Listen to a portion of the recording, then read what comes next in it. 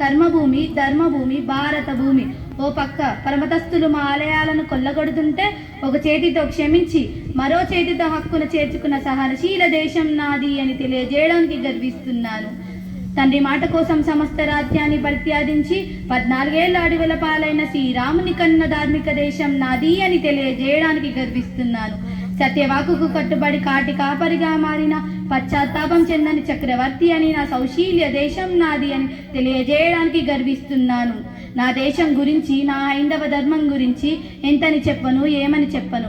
యోగా మాది, ధ్యానం మాది, చదరంగం మాది, మా సలాసలనబడి యుద్ధ కళలు మావి. ప్రపంచానికి 0 అనే అంకను అందించి నవశకానికి నాంది పలికిన ఘనత కూడా మాదే. ప్రపంచంలో మొదటిసారిగా 20 శతాబ్దాలకు పూర్వమే మొట్టమొదట శస్త్రచికిత్స చేసిన సుశ్రుతుడు మావాడే. న్యూటన్ కన్నా పూర్వమే గురుత్వాకర్షణ సిద్ధాంతాన్ని ప్రతిపాదించిన బ్రహ్మమిత్రుడు మావాడే. సూర్యుడు తిరగడం లేదని, భూమే సూర్యుడి చుట్టూ తిరుగుతుందని ముందుగా ప్రతిపాదించిన ఆర్యభట్ట మావాడే.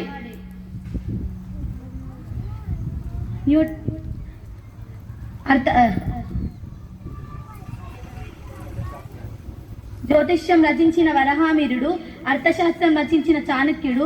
చెప్పాలంటే మాకు ఉన్నది చరిత, దానికి ఉన్నది ఎంతో ఘనత. కాకపోతే మీరు సైంటిస్టులు అన్నారు, మేము ఋషులు అన్నాం. అందుకే మా ధ్యానం పురాతనం, మా ధర్మం సనాతనం. జరిగింది, జరగబోయేది పూర్వజన్మ దుష్కర్మల దుస్ఫలితం, సత్కర్మల సత్ఫలితం. అందుకే మా ధర్మ సిద్ధాంతం. మేము రాయిలో దేవుణ్ణి చూస్తాం, చెట్టులో దేవుణ్ణి చూస్తాం, ఆఖరికి విష సర్పాలలో కూడా దేవుణ్ణి చూసే విశాల భక్తిభావం మా సాంప్రదాయం.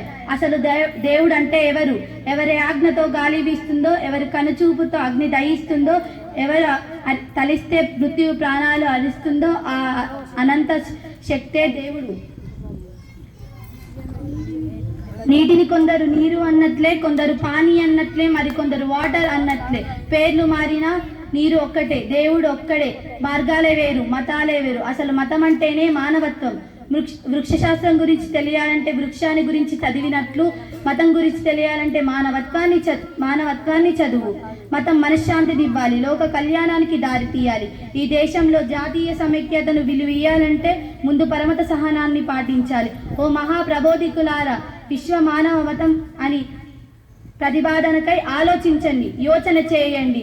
అదిలో కాలకాలాలకు అతీతమై, దేశాలకు అతీతమై, ఒక బౌద్ధ మతంగా కాక, ఒక క్రైస్తవ మతంగా కాక, ఒక ఇస్లాం మతంగా కాక, ఒక హైందవ మతంగా కాక, సర్వ మతాలకు సారాన్ని ముచ్చుకొని ఏకైక మానవ మతంగా ఆవిర్భవించాలని, సర్వమానవ సౌభ్రాతృకై శ్రీకారం పలకాలని. అప్పుడు ఏలకొంటుంది ప్రపంచ శాంతి, ప్రజల మనశ్శాంతి.